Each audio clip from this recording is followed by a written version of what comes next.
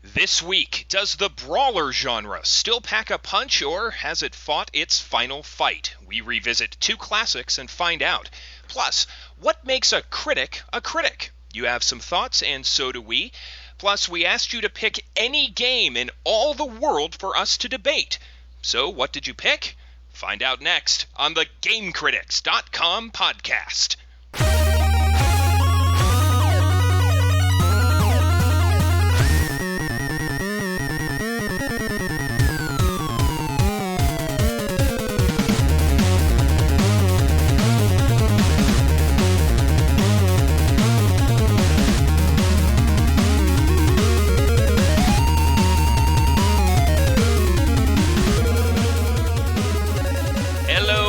Welcome to the GameCritics.com podcast for the third week of February 2009. I'm Tim Spaeth, your host and moderator.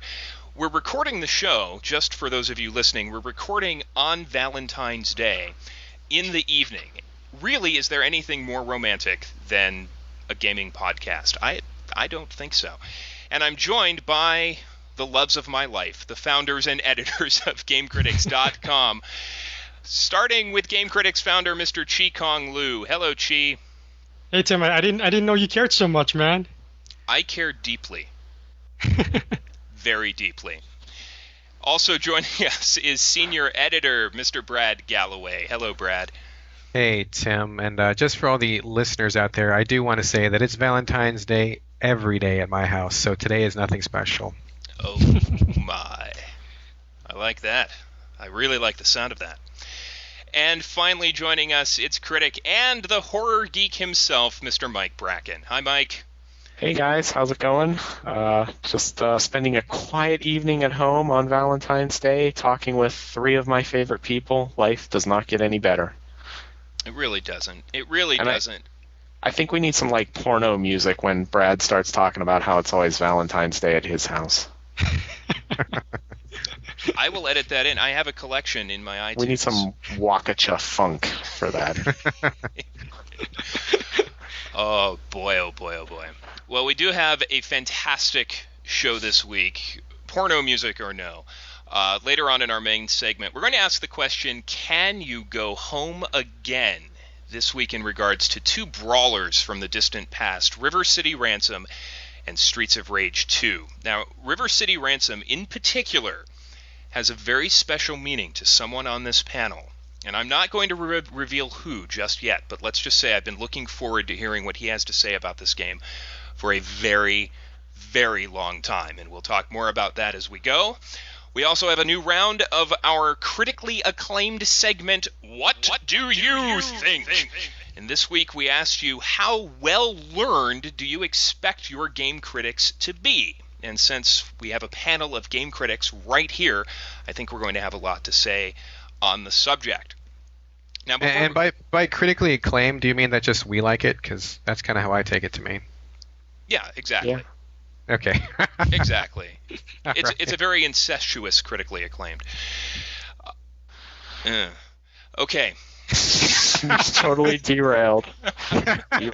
Wow, I never thought I'd hear the words incestuous on this podcast, but Yeah. taking it to another level yet again. We've got porno music, incestuous. All we need now is bestiality, and we are set. Yeah. This is the What's my best safe Valentine's word? Day ever. What's my safe word? And she's laughing because he has a safe word. So before we get started, we have a quick programming note. Our show next week, or whenever that show comes out, we're very excited to welcome our first actual guest, like a real guest who's going to be interviewed. His name is Nathan Fouts, and if you listened last week, you'll recognize that name. He is the developer of Weapon of Choice, the Xbox community game, the run-and-gun shooter that we spent some time discussing last week, and Nathan is going to join us and discuss some of our more, what would you say, harsh criticisms about the game. There were some harsh criticisms. So we're going to learn all about Nathan. He's going to tell us all about his history and some of the story of how he came to develop Weapon of Choice, and we are going to talk about our segment from last week. So really looking forward to that. You won't want to miss it. I was kind of just hoping he'd come on and say, "You guys are all assholes," and then end the conversation, and that would be it. And maybe that's what it's going to be. Maybe Because it we is. probably deserve it. He's just coming here. He's just coming on to give us the know. finger. I like this Yeah. game. I don't know about you guys. Yeah, Brad's the only one who's safe next week. The rest of us, boy, watch your back. Well, first up this week, we on our message boards on the GameCritics.com website, we asked you to pick a game, one game, out of the tens of thousands of video games ever released in the history of the universe of games. We said pick one, and we'll talk about it. Any game you like. So what game did our faithful listeners pick? That game, my friends, was God Hand. Yep, that's what I said. God Hand.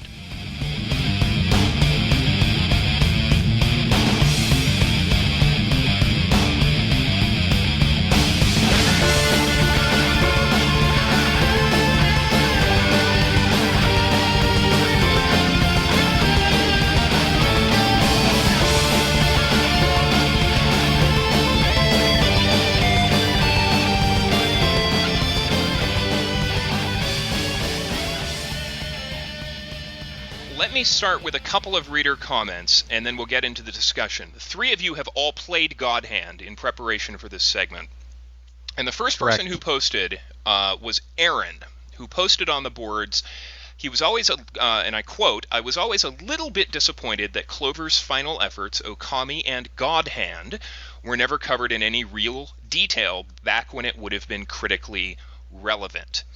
And almost immediately afterwards, another poster, Ruben, chimed in. He said, quote, "I'm playing God Hand and loving every minute. I love the celebration, but also the satire of the hardcore gaming philosophy. The combat system is very deep, balanced, and totally customizable." Oh, 1 out of 3 ain't bad. I'll go along with totally customizable. Deep, I would go along with deep if you could prove to me that the game is actually making these long, lengthy combos had a point, but I found in the time I've spent with the game, and this is my second time playing it, I played it when it originally came out, that there are a lot of areas in the game where you can just cheese your way through. So all this deep combo making system that's totally customizable, pretty pointless because half the combos you come up with are going to be crap, and it's just cheese your way through. And as far as the other comment there, what was the other one? Balanced. Oh, I don't see how the game's balanced at all. I think it's terribly unbalanced, but that's just my 2 cents. And if we were going to talk about Clover games, we should have talked about Okami, which was a much better game than God Hand.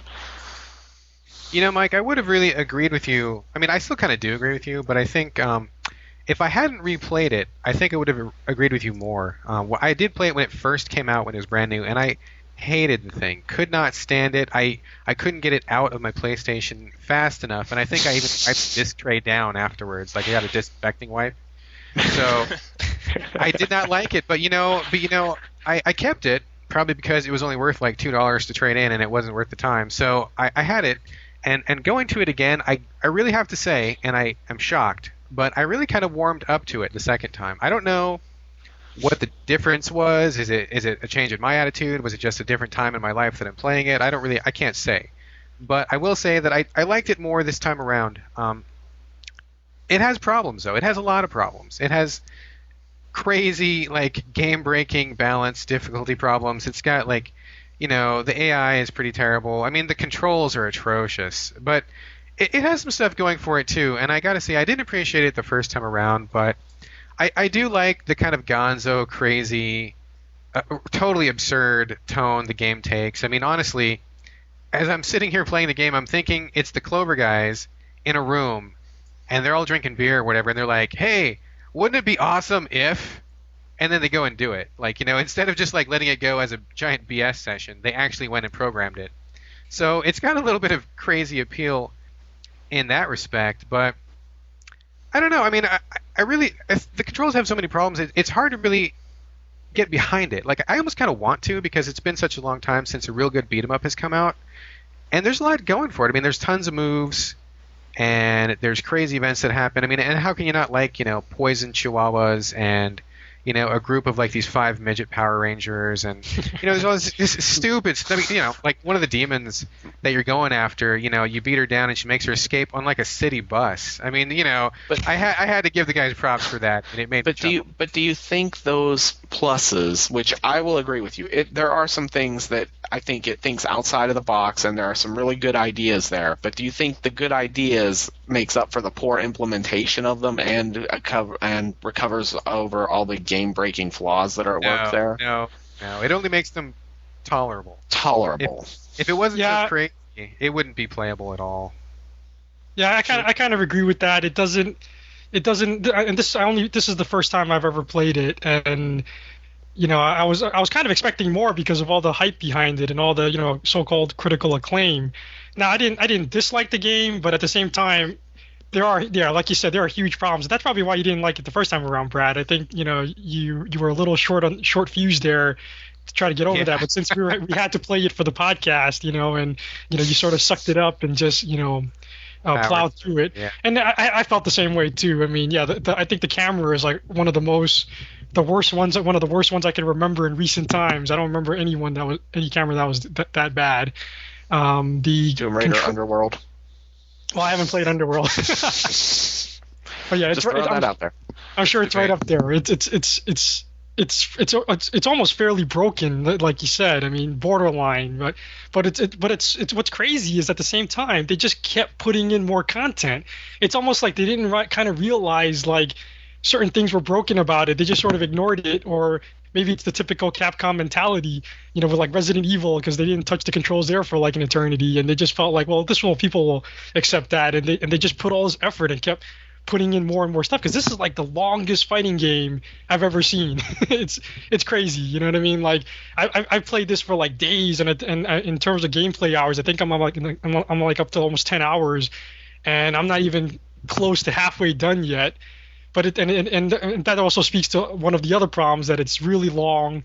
It gets super repetitive, and you got to kind of break it up a little bit. I think they try to do some crazy things like put in a casino, so you got to earn money to buy into techniques, and that partially works. I mean, I think I probably spent more time in the casino than you, Brad. I think that's why I'm playing it a lot longer than you. But yeah, I haven't spent barely any time in the casino. I don't like to gamble in real life, so I don't like to do it in games either. But I agree with everything you're saying. One thing. I do want to give Clover credit for, though, and I don't think that I would have ever seen this if I hadn't played it as long as I have. Right now I'm at the final level of the game, so I've seen 99% of what the game has, and I really do want to say that although it is majorly broken and there's like no balance and there's like all kinds of like crazy cheap maneuvers and it's way too easy to get gang raped by enemies and stuff, the one thing that they did that was really smart was that they made it really easy to keep going. They broke up every level into really small bite-sized chunks, and if you die you don't really lose that much progress, and so that really helped me to keep going at times when I got really frustrated. And on top of that, when you collect things, like if you collect an item or you get a new technique or you get some money or whatever, like you keep it, and so even if you die, and anybody who plays this is going to die like a ton, right. Like you don't really feel like you're taking that big of a hit. And I think if it wasn't for that decision, which I think was really wise, I really don't think it would be playable like in any sense. So if not, I mean, that right there is kind of what saved the game for me. I was able to keep going because I didn't feel like I kept getting knocked back down a hill. I felt like it was just a little bump, but it wasn't major. It didn't break. But didn't you get frustrated like having to like play the same boss character like 10, 15 times before you can sort of get down the pattern?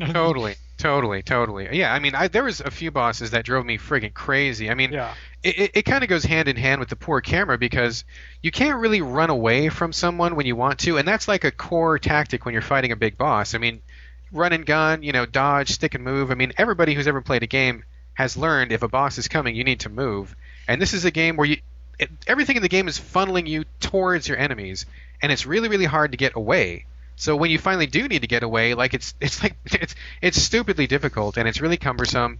and you take a lot of cheap hits trying to do it. So, I mean, it's terrible. Some of those bosses, like fighting the midgets, was like atrocious. There's one battle where you fight like three bosses at the same time, and like one's whipping you from like way off in the back, and one guy's throwing his boomerang, and the other guy's hitting you with his spike balls, and it's like, I wanted to friggin' scream.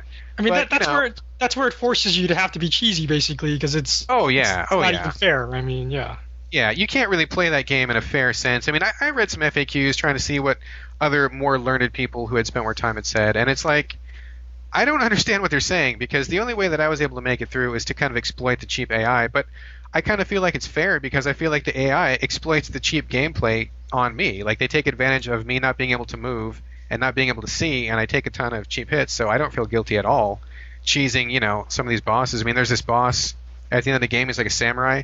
He can totally hit you from like, 6 or 8 feet away, and, he hits you for like a ton. He makes 2 clones of himself, and it's just like, you can't even get off the fucking ground. And, my wife was sitting here, like, asking me if I needed some kind of medication because I was having a fucking fit on the couch.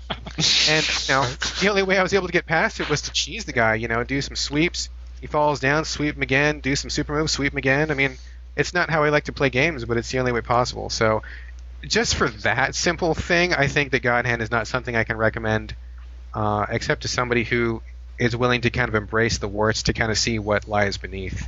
Yeah. I mean, it speaks to the unbalancedness of the gameplay, which was, I think they should have just made the game infinitely easier. I mean, I think one of the reasons why the game gets so much praise is I think a lot of people don't play wrestling games, and a lot of the mechanics of the customizable combos and all that other stuff, a lot of it comes from a lot of the wrestling games, and if anyone who's played wrestling games knows that the AI is normally pretty retarded. I mean, any wrestling game you can pretty much blow through it, but that's that's sort of the point, because the heart of a wrestling game is what I like to call a performance-based gameplay. Basically, you're putting on a show, and it's always about like sort of building up to that climax and having that nice big finish.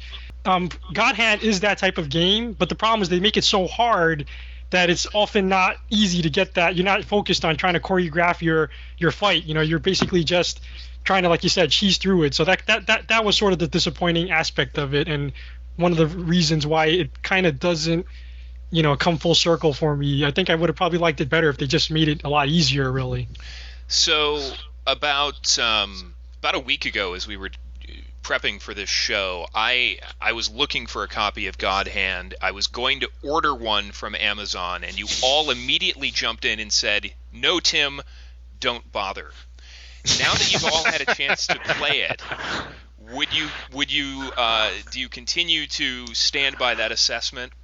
I'm sort of funny in that regard, because I think the game is very flawed and almost tragically flawed, almost flawed to the point of being not worth playing. But at the same time, I have to give Clover some credit for their zany approach to the story and for actually thinking outside of the box a little bit with the mechanics.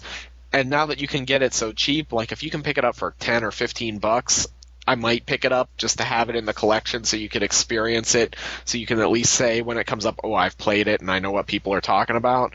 But I mean, any more than that, I couldn't see spending the money on it. It's just too broken to be really fun for me. There are certain games that I have in my collection because I really like them and I enjoy them, and there are certain games I have that are just strictly for research purposes, where there's an interesting mechanic, or there's an innovative choice, or there's some kind of some feature that makes it noteworthy. And I think that God Hand is one of those games. I absolutely would not recommend it to anyone who wanted to play a game that was fun. But if you want to see something, and I had fun with it. That's not entirely correct, Brad. I mean, there's a lot of fun stuff going on in this game. I mean, the guy spanking the girl, really hard, and she flies 100 miles over. That's fun. I mean, there's no denying that. Bringing up the spanking, you're talking about climax earlier, dude. Yeah. This show. This is the X-rated podcast today. No, but from my perspective, there is fun to be had with it, but I really had to choke down a lot of unpleasantness to get to it. It makes you work to get to the fun. Yeah. It's not something that you just pop in and enjoy because you got a half an hour or whatever. It's like you really have to be in the right mindset. I definitely was not in the right mindset the first time I played it. Yeah, I mean, when you start the game, it's almost like none of it makes sense, right? It takes it takes a while for you to even get acclimated to everything. Yeah. There's a learning curve. Like Brad was saying, it is sort of a somewhat landmark title. I mean, broken is sort of a really harsh word. It's like borderline, I wouldn't call it broken. It was certainly playable enough, and I think if you consider yourself a fan of the genre and you like wrestling, you like martial arts and fighting and that kind of kooky Japanese anime stuff, definitely I think it's worth tracking down. Well, we would also like to thank a couple of other posters, Brandon Bales and Crofto, left some thoughts on God Hand as well. We've pretty well covered their comments, but we wanted to thank them for chiming in. And I think that'll wrap things up for God Hand. So that's our first What Do You Think segment. For our second What Do You Think segment, we go all the way back to an event that occurred about a month ago, maybe a little bit more now. Stephen Totillo from the MTV Multiplayer blog was playing Street Fighter at an event, and this is a long story and not really germane to what we're going to be discussing, but it came out, he admitted that he did not know how to throw a fireball in Street Fighter 2. And this erupted in a discussion about, well, if somebody doesn't know how to throw a fireball, how on earth could you possibly be reviewing games? Something so critical and crucial to our gaming lexicon as a Street Fighter 2 fireball. You have no business reviewing games, Totillo. So that spawned a discussion on our forums about just how well learned does a critic have to be? What credentials do we expect our critics to have to be able to take them seriously? And now the three of you are critics. You actually review hundreds and hundreds and hundreds of games per month. Approximately. Brad does anyway. Oh, Brad does, yeah, right. He has a time chamber that, Yeah, he's hundreds of games per week, I think. There's actually 16 clones of me downstairs playing games right now. We're going to make a sister site called GameBrad.com because it's the front page is just his reviews anyway, so... But I don't review games. I'm just podcast boy. But from my perspective, and I'll be interested to hear what you have to say, I couldn't tell you if any of you could throw a fireball in Street Fighter 2. But what I do know is that when I read your reviews, they're insightful, they're interesting, and they make me think about games in a way I can't think of them myself. You're doing a lot of thinking for me.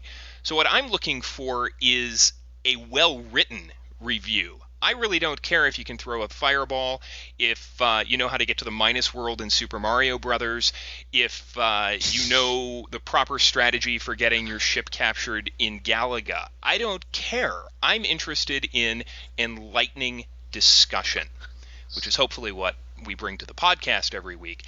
Now, on our discussion board, our very own Gene Park started this debate, and he wrote in his thread, quote, I think to maintain a level of balance and fairness, a critic needs to be very well-rounded. Doing a hurricane kick in Street Fighter is as basic for a gamer as what a film lover would do in citing a movie like Annie Hall or Citizen Kane. Sure, a gamer need not necessarily need to grow up in that era or be heavily involved in the culture, but imagine if a movie critic knew nothing of Annie Hall or Raging Bull. Mike, what do you think? Well, I love Gene to death, and I really hope one of these days we get him on the podcast. And I think he makes a good point, and it's interesting to me because I am a film critic primarily and a game critic along with it, so I'm sort of like the double threat there. So this whole conversation is like catered towards things I'm interested in. I agree that most film critics, it's very important to have seen something like Annie Hall or Citizen Kane, and I think if you're a game critic, you probably need to have played things like Super Mario Brothers or Space Invaders or things like that because they're seminal examples of the medium.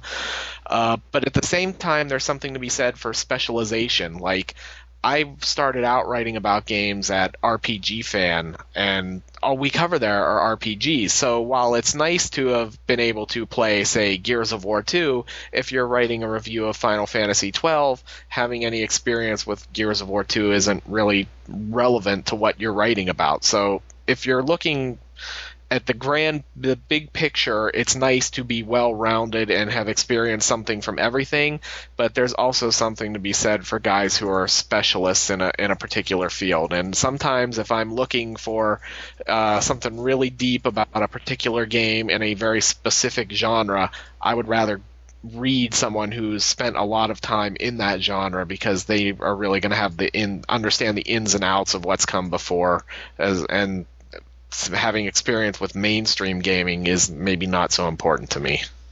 Yeah, Mike, I would definitely agree that there is a lot of value in specialized reviews. Absolutely. I definitely agree with that. But I don't really think that was the focus of what was going on. I mean, to me, or at least the issue that was raised in my mind is not really, are you a specialist, but do you even play games at all? Like, how much do you even know to start with?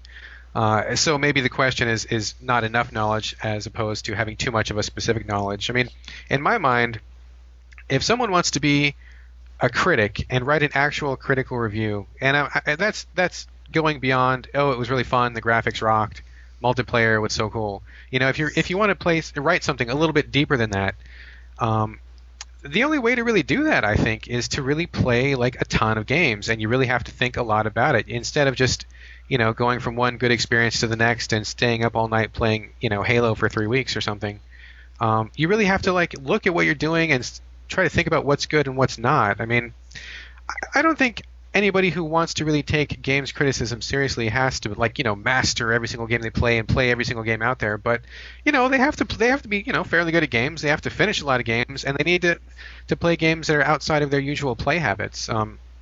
It's kind of analogous to the whole Annie Hall Raging Bull thing. I mean, I think that anyone who really wants to be taken seriously has to do the research. You don't just pick up a game and start writing a review. I mean, you can, but I think the difference in that quality of review will be pretty significant as opposed to somebody who's been, making a pretty concerted effort to cover a lot of different genres and to, look at the design aspect and talk to developers and things like that. So I think it's a requirement that you really got to put a lot of time into it. I think it's a lot harder than most people would assume. When you have someone who's not well versed in games, but can write well, express an opinion, I mean, that's valid. Opinions are like assholes, right? Everyone's got one. Everyone has a right to it. That's fine. And some of these, some of the writing can be actually pretty good and be refreshing as well. But to really push the game criticism forward, you have to be pretty experienced. You have to know the classics. Some of the reviews that stand out for me, like when Mike reviewed what was it? I think Manhunt 2, was it? And yeah. You had elaborated a lot on the Manson murders. I mean, that was a crazy review. I mean, that just really put a whole different spin on it. And you have to be able to bring more to the table in general as far as knowing the genre. And not just of video games, right? Of horror in general, as well as I don't know, what do you call it? Crime. Yeah, the true crime genre, sure. Yeah.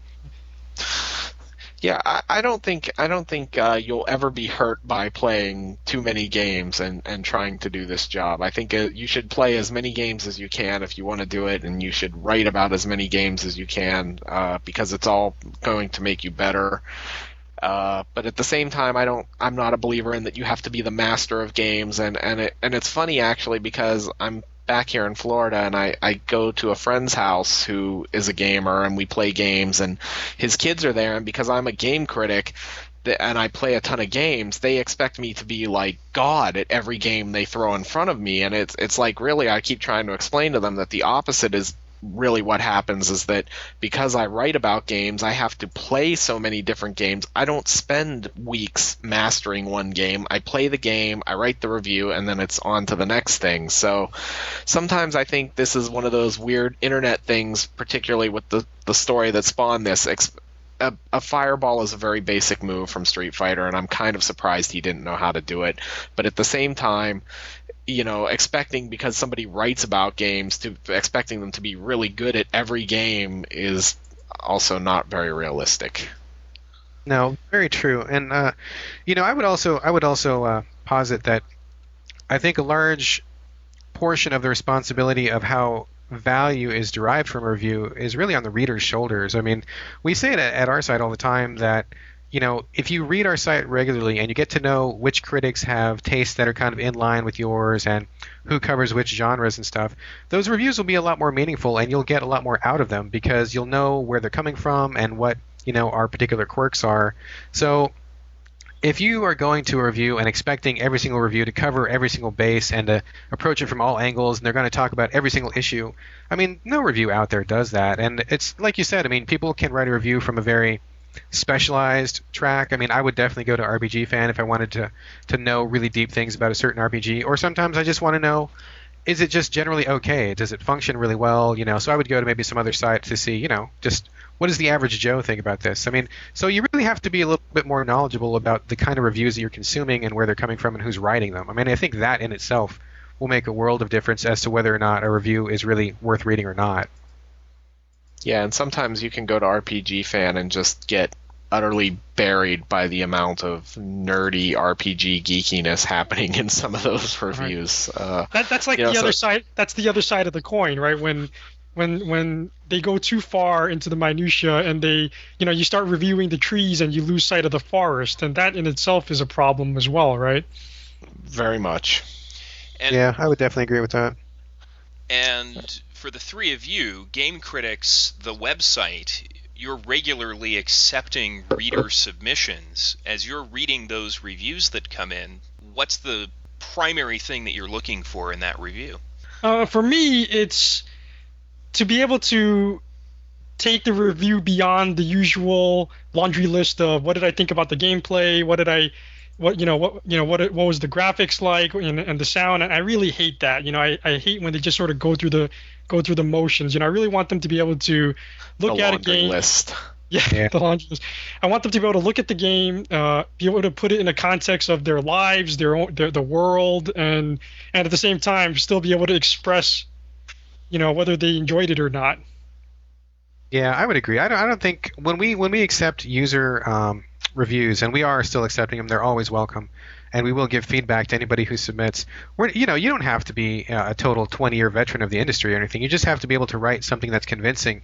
And I would even set the bar even a little lower than she did. I mean, I would think that someone who writes a review doesn't even have to really connect it to the real world or to culture or anything. I mean, it would be fantastic if you did. Right. No, to me, it's just like, can you make a clear, cogent point? Can you tell me what you thought about the game without resorting to the laundry list? If I can read, 1,000 words and it doesn't go through graphics, sound, control, extras, multiplayer, if they just start off as just like an article, like as if you would just pick it up in some magazine or if you would, read it in a newspaper, if they can write like that, that's to me the most important thing. They need to be writers first and game players second, although that kind of seems backward to what I was saying earlier, but really that's what I think we're looking for right now. Well, Contradictions. I think it's summed up very well by one of our posters, and we'll close the discussion with this. Frog of Death summed it up very well. He said, well learned in gaming is fine, well written is even better.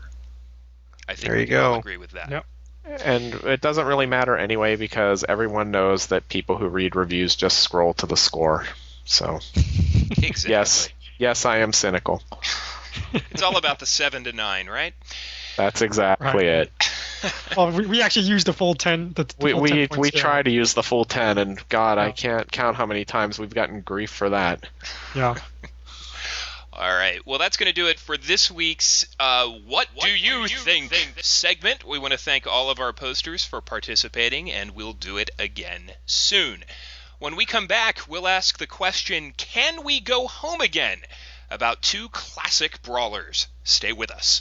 We got trouble! Oh, we got trouble! Right here in River City! Right here in River City! With a capital T and that rhymes with P and that stands for pool! That stands for pool! We surely got trouble! We surely got trouble! Right here in River City! Right here! Remember the Maine, Plymouth Rock, and the Golden Rule! Our children's children gonna have trouble! Oh, we got got trouble. We're Welcome in back. trouble. It's time for our segment, Can You Go Home Again? This week we're talking about River City Ransom and Streets of Rage 2. Now, before we get to the River City Ransom discussion, I just have to relate this anecdote. I've been coming to the Game Critics website for 8 years, maybe, so nearly half my life.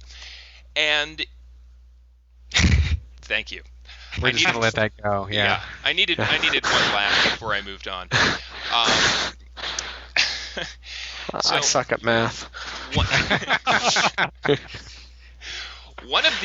One of the first things that I learned about GameCritics.com is that its founder and owner, Mr. Chi Kong Lu, had an obsession with River City Ransom.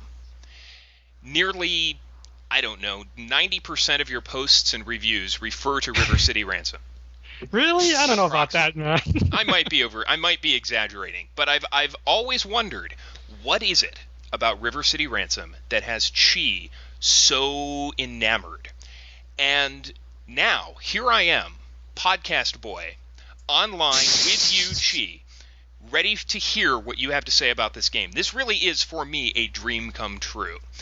And so the whole reason we're talking about it is in one of our on the forum we had asked, what game would you be interested in us talking about? And of course the overwhelming selection was God Hand, but we also had a user, Frog of Death, who said, if you're looking for an older game to discuss, talk about River City Ransom. I just don't get the appeal of that game. So Chi, dream come true, I'm turning over the floor to you. Tell us about River City Ransom. Right, thanks, Tim. So River City Ransom is indeed, a top 10 game for me, and I guess obsession is a pretty good description. I can't imagine how many times I did talk about it, but I guess I did for it to leave such a strong impression with you. As far as and I'm glad Frog of Death brought it up, because I was a little curious myself to try to go back on it, and that's what was sort of the impetus for this whole discussion. I wanted to see how well it held up and whether or not it was something that I would still enjoy.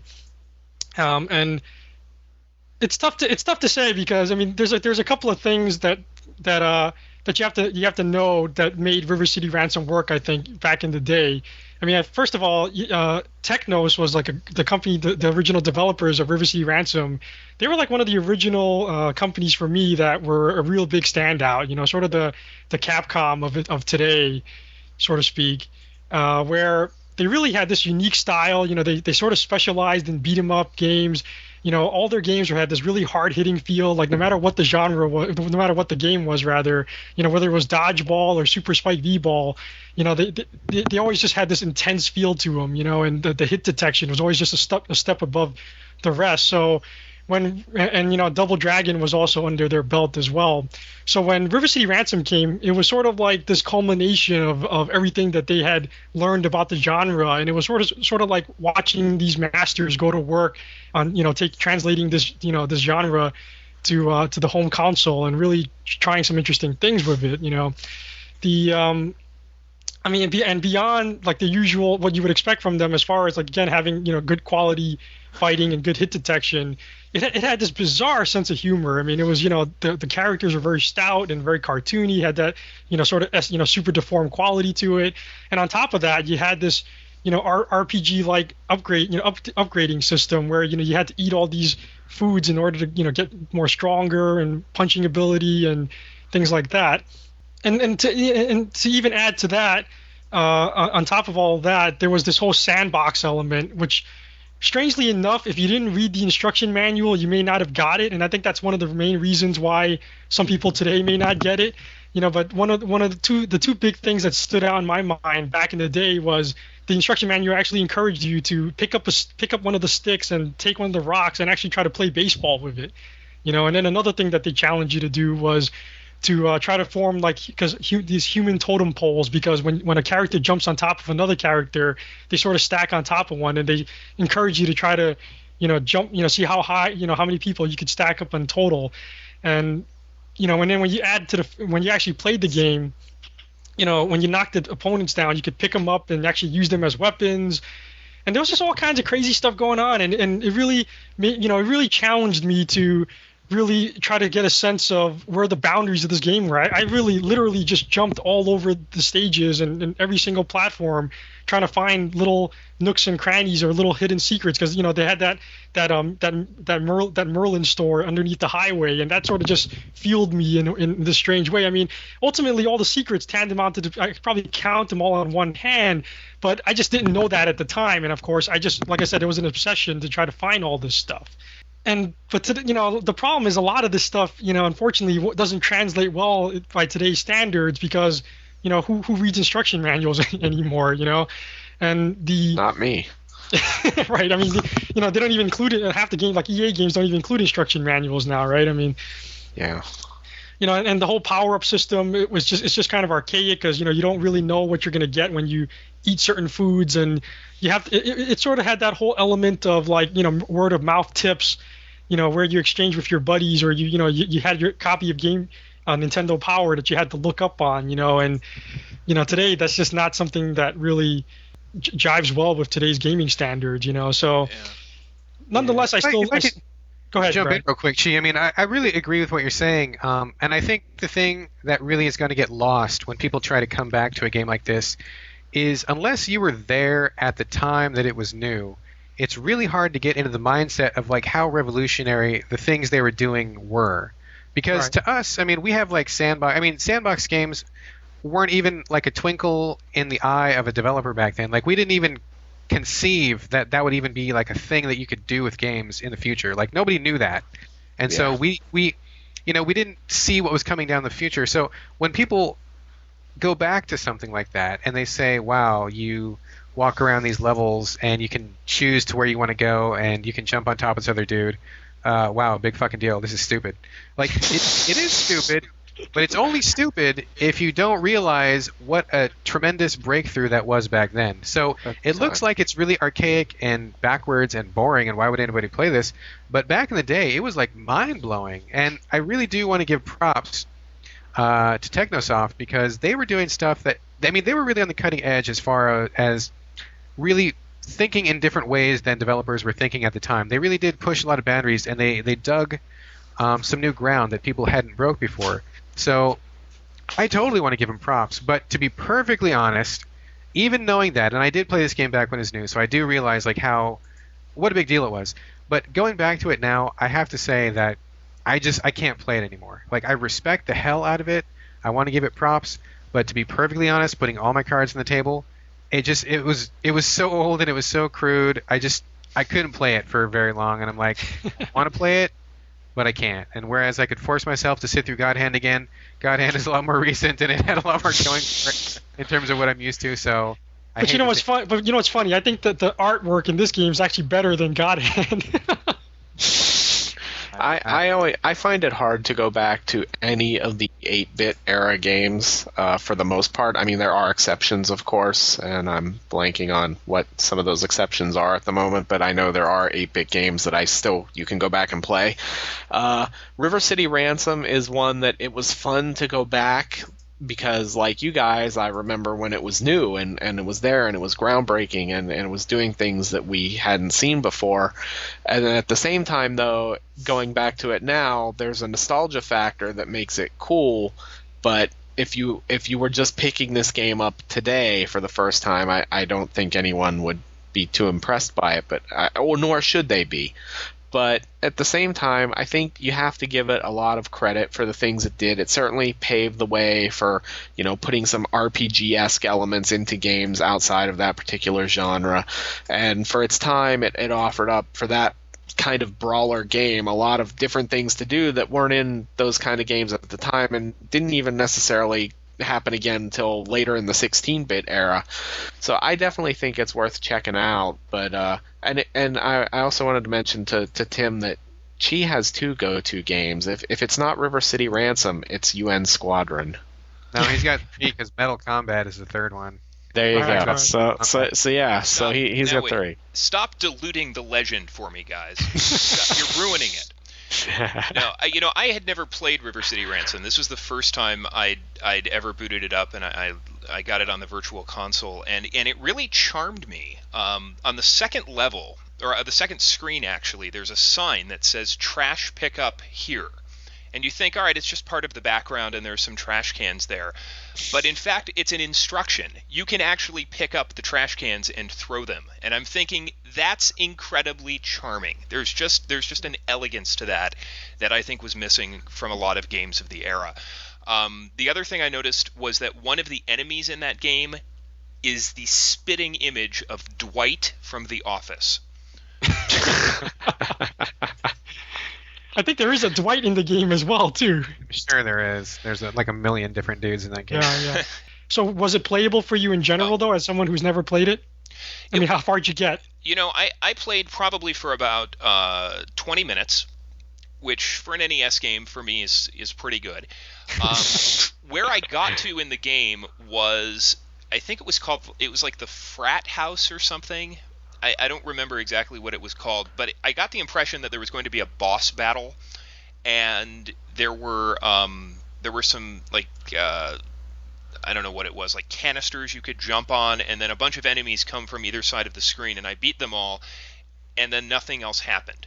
Like I was stuck. I couldn't proceed to the right, so I just went back, and I didn't really understand why I did what I just did, and I thought maybe something was not working correctly, so I stopped playing at that point. But yeah, you know, I could see where that would be, and I think this is true of most brawlers, a fantastic co-op experience, playing with someone else, and as you said, sort of, you know, experimenting with different combos together. As a solo affair, it was fine. It was fine. I was charmed by it, but I would be surprised if I play it again. So, Chi, can you go home again? You know, I did. I mean, but I did. I played through it and I finished it from beginning to end. I mean, it's not so hard if you know you really are just focused on completing it. I mean, you're basically living at home right now. You didn't just go back, like you moved back in. You're in your You moved back in, yeah. You got your bed sheets with like Star Wars on them. You got your teddy bear back. You're back home. You're living there, dude. Your mom's cooking dinner for you right now. Okay. She's back home. Where do I go with that one? No. I'm trying to say, like, is my wife there with me? I'm wondering, you know, where's my kid in all of this? She can visit on weekends, you know, not in school. Yeah. Right.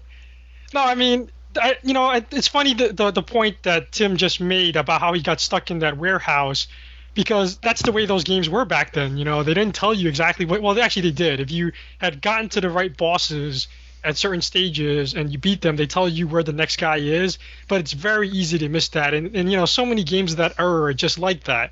You know, that if you miss certain things, well, too bad, tough noogies. You know, they'll Yeah. You know, you have to, like, until your buddy, you know, straightened you out, you had no idea what was going on, and you would just wander the whole game for like hours upon hours as a kid until, you know, your friend told you what was up, and you're like, oh yeah, I'm such a retard and all that, you know. But That's but you know, not what I would say. I feel like this game's bullshit. So I'd say. no, come on, how many times did that happen to you back in the old days? You didn't think It that was happened to me bullshit. all the time, dude. Re- Yeah, remember? but you just accepted that. You didn't call the game bullshit back then. I no? totally You just- called it bullshit back then. I totally did. I was like, dude, you know, it was like that. It was like River City Ransom, although I did have more love for that. But like Clash at Demon Head, I don't know if you guys ever played that, but that was like Right. ultimate Love example Clash of of Demon Head. game bullshit. That game didn't tell you anything. You didn't know where to go. You didn't know what to do. You were just screwing around, man. Anyway, whatever. I remember just the original Zelda, even like running through the dungeons and not being sure where to go and just placing bombs at every possible wall You're in right, the hopes right. Good one. that maybe one would open a door. Yeah, So, exactly. yeah. Exactly. I would like. So to anyway, point my point being was just that, you know, I enjoyed it. I played through it, but at the same time, it's a very tough game to get back into because of, you know, exactly like what Tim pointed out. So it's kind of, but I think it's unfair for like Frog of Death to sort of, you know, say I don't get its appeal when you're just, you know, it's just a completely different era of gaming. I can't go home again when it comes to this, but I do want to say that I do give it props. I give it a lot of respect, and I think that it's a really groundbreaking game for what it did at the time. But I really do believe you kind of had to be there to really fully get what made this game so great. And if you were to download this on XBLA like today, people would want their money back or whatever. I don't think it really holds up in today's environment. And you know, to be fair, it did break ground in that era when people really didn't know how to design games, and so what they did was really great. But now that we've come so far, it's hard to go back. Yeah, I'm just going to add my ditto to that and say that with River City Ransom, I'm not sure you can go home again. Yeah, I would concur. Now, Chi, there's one last thing I've wanted to ask you for a few years. One of the main characters in River City Ransom, his name is Ryan, and I know that's also the name of your son. Did you name your son after a character in River City Ransom? Believe it or not, Tim, you actually kind of pegged me on that. It was, No. Actually, I'm really surprised you remember that. Believe it or not, and it's actually it's actually half and half. You know, I'm actually a big fan of Nolan Ryan, the pitcher, as well. So, but I didn't play Alex. I played Ryan for whatever reason. I think it was because of the eyebrows, and I had big eyebrows, so I kind of related more to the Ryan character. But I always had an affinity for that name, so I don't know what kind of. I got to give you a prize now, Tim. Thank you. You figured it out, man. I am going to sleep so well tonight. Oh. All right. So that's River City Ransom. Now we decided to go up to the 16-bit era for our next game, Streets of Rage 2, the critically acclaimed sequel to Streets of Rage and the prequel to Streets of Rage 3. And I believe all of us have played that in the last week or so. Who wants to start us off with Streets of Rage 2? Oh, please, let me jump in there and take that one. Streets of Rage 2, here, I played a lot. I love 16-bit era gaming. If you put a gun to my head and made me pick my favorite console of all time, it's a Super Nintendo. Love the Genesis as well. So I still go back and play a lot of games from the 16-bit generation, and one of my all-time favorites was Final Fight. Streets of Rage 2 is basically the biggest Final Fight ripoff you will ever find. I can't believe Sega didn't somehow get sued over this game, because it's Final Fight. It's the same damn characters, even with just different sprites. I mean, you've got the big guy, Streets of Rage 2 added a couple guys, like the little guy with the roller skates and stuff like that, but I mean, when you get right down to it, it's Final Fight for the Sega Genesis, and whether that should tell you everything you need to know about Streets of Rage 2, because if you like Final Fight, you're going to like Streets of Rage 2. If you think Final Fight is a terrible, boring, side-scrolling brawler beat-em-up, then you're not going to like Streets of Rage 2. But as far as it goes, I used to like these games on the consoles. I used to play them in the arcade. I used to love the Teenage Mutant Ninja Turtle, the 4-player arcade cabinet, which was basically the same kind of game with just the Ninja Turtles instead of the Final Fight or Streets of Rage characters. So I still enjoy these games. They haven't aged particularly well, and Streets of Rage 2 is no exception. The controls are still kind of clunky, and the game is incredibly, incredibly cheap at certain points with the enemies you attack and having to vanquish them without getting hit. But for the most part, it's still pretty fun, and if you're into that whole old-school beat-em-up thing, I think it's aged a little better than River City Ransom for sure. You guys have any thoughts on that? I totally got some thoughts. The time that I spent with Streets of Rage 2 was really educational for me. I really came away with some life lessons that I oh boy. Let's hear them, man. Let's hear them. For example, I got three life lessons that I'm going to take away from Streets of Rage 2. So the first one is, whenever you get anywhere near a woman, you're going to automatically grab her breasts. That's just what happens. Of course. Just a given. Of course. When I'm walking down the street and I'm within 3 feet of a woman, grabbing her knockers. Second lesson. You weren't doing that already? Well, no. It just reinforced them. Second lesson is, whoever jump kicks last wins. So that just totally reinforces what I already knew to be true in real life. And the third thing is that you can't run unless you're wearing rollerblades. So impossible. No matter how physically fit you are, no matter what kind of shoes you got on, if it's not rollerblades, you can't run. So I walked away from the game with those 3 life lessons. But in a more serious tone, the wife and I played multiplayer, and we kind of liked it because we were just kind of screwing around, hitting dudes with the knife and the bat or the metal pipe or whatever it was. But we blasted through it in like a half an hour, and after we were done, like neither one of us really felt any desire to ever play it again, and we were kind of making fun of it more than we were actually like enjoying it as we were going. We were laughing at like the absurdities and just how kind of shallow and empty it was. This is one where I would say I don't really give it much props for anything, unlike River City Ransom, which I do give props to. This is just like, it's a cash-in, it's a cop-out. Right. Yuzo Koshiro, I believe his name is, who did the music. Is it Yuzo Koshiro, is that right? Yeah. He did the music, and it's got some pretty great music. But outside of the music, I don't think there's anything really to recommend it. There's no real reason to go back to it. If you're going to go back to one of these, there's other games to go back to that are better, and whatever. I couldn't even really be bothered to get all the easy achievements on it, so I was done pretty early with it. I think you hit the nail on the head there. The nail on the head? The head on the nail? Head on the nail? Head. I think you really said something insightful, Brad, and that is... It was the boobs comment, right? Well, sure, of course.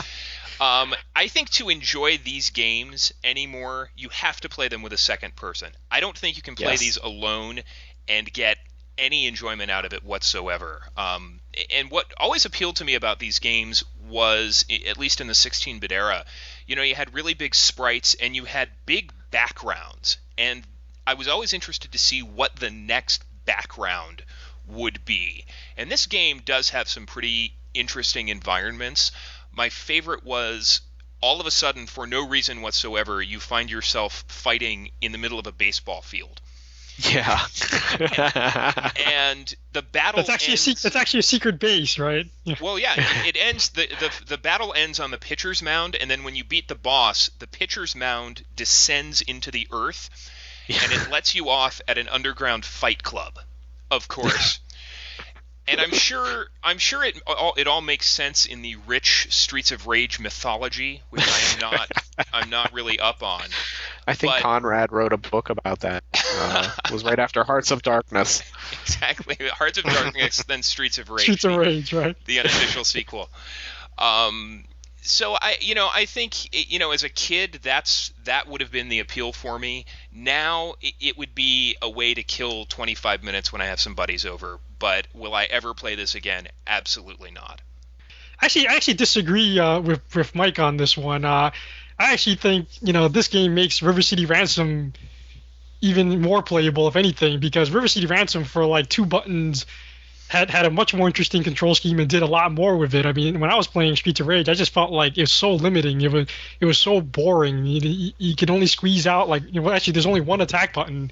So even River City Ransom had a punch and a kick, and Streets of Rage only has there's more than one attack button. Yeah, there's 2 attack buttons. Well, there's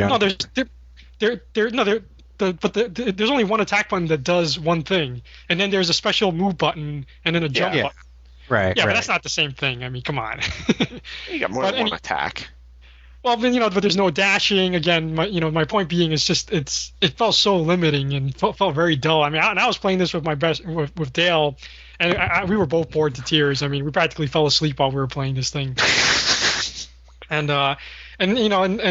it just. Unfortunately, I was also a bit of an SNES fanboy back in the day. I really hated the Genesis, actually, and this game just kind of reinforced my hate of the Genesis. There it all is. Now it all comes out. See? You're biased. You're biased. How can you possibly review this game? No way. Biased fanboy. Oh, jeez. Between the... it just feels like there's... The Genesis always felt like it was short, a couple of buttons, unlike the SNES, which had a full 6 buttons, right? I mean, can you remember Street Fighter 2, right? I don't know how anyone ever played that on the Genesis, right? Between the lack of the buttons. You could get the 6-button Genesis. Yeah, the 6-button controller. Right. Well, beyond that, and then there was still the color palette issue, right? There's definitely the palette issue. Right. Anything like if you compare Final Fight on the Super Nintendo to Streets of Rage 2 on the Genesis, Final Fight looks about 1,000,000 times better as far as the colors and everything. Yeah, so much more vibrant and all that. I love how processing when you're my ass. Yeah. Right, I love how when you're in the bar and they have the lamp thing and it's like this weakest transparency you ever. The bar level is particularly terrible. Right, and then the fog. Then there Yeah, was the fog is level. bad too. Yeah. Is there even fog? I don't remember there even being fog. Yeah, when you go and you fight the head thing on the chain that like bounces around. Yeah. Oh, you're dude, going- I didn't even know what that was. I was like wondering what it Yeah. even was. I couldn't even tell. Yeah, I didn't even know it was supposed to be like a fog or cloud or what it was. Oh, it's like okay. somebody. Dale and I started freaking out because we thought the game was glitching out on us or something. So. But anyway, to me, it was symbolic of the Genesis as far as always not having enough buttons, always not having enough colors, and on top of that, it was like a clone of Final Fight, so there's nothing original going on there too. So, yeah, definitely, I couldn't go home on this one at all for me. No, neither could I, and Brad, Mike. I can go home on it again. I like these kind of games for some reason. I'd rather play Final Fight though, all things being equal, and I think that my going home to it comes with the caveat that it has to be played with someone else, because I played with my niece and she kept kicking the crap out of me trying to loot whore all the items that dropped, and that made it a lot more fun than it would have been if I played by myself. I can't go home to this one at all. It just wasn't really that great, and I didn't see a lot of inspiration. And I don't want to turn this into a system war, but I kind of agree with Chi that I always kind of saw the Genesis as kind of being a little bit less than the Super Nintendo. But if I did have to go back to a brawler, and I did have to go back to the Genesis, I'd say I'd probably go back to Alien Storm before I'd go back to Streets of Rage 2. I don't know if you guys remember that one, but that one to me was a much better game. So That's on the new Sonic Ultimate Collection disc, I believe, that came out this week. Nice. I'll have to go check that out. Yep, $29.99. It can be yours. There you go.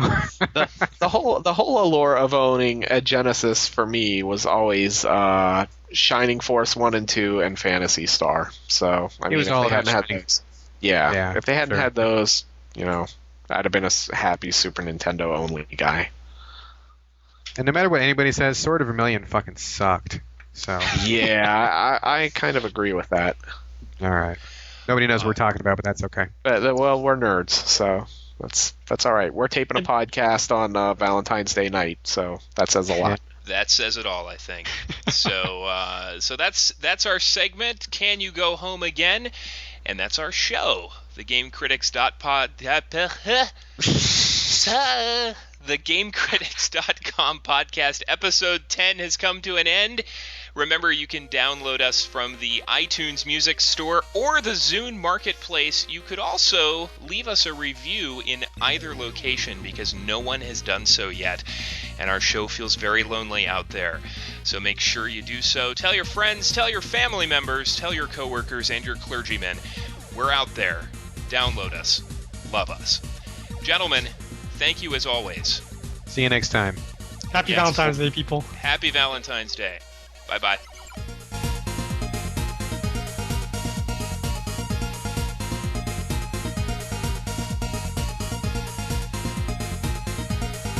Find out next on the GameCritics.com podcast.